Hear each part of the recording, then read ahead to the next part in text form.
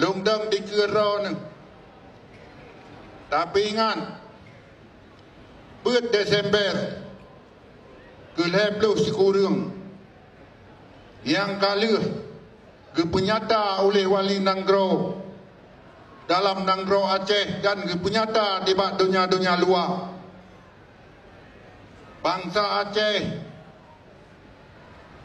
kagak kerubuan Jawang dan kaguro darah, kaguro imata, bak kesemike kepentingan Nanggro Aceh. Uranya kadudanglah sebuah perdamaian MOU Helsinki. Nyawa MOU Helsinki nyawa adalah ada kedanya bangsa Aceh. Kamu sebagai kaliah kamu mau perang dalam geli,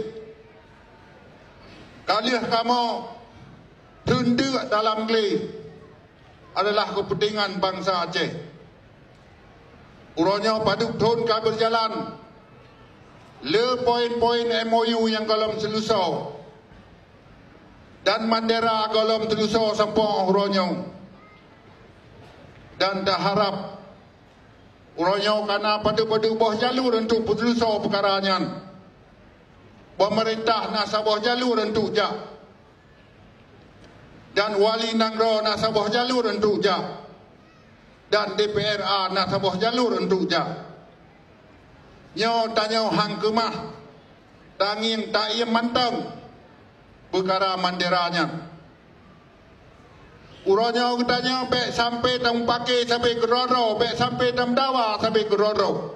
Yang perle mendawa ngan pusat ngan Jakarta, nyan yang perle uranya.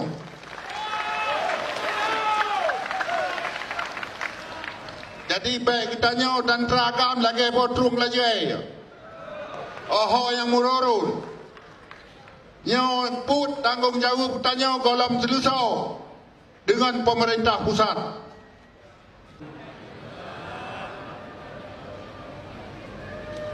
Assalamualaikum warahmatullahi wabarakatuh.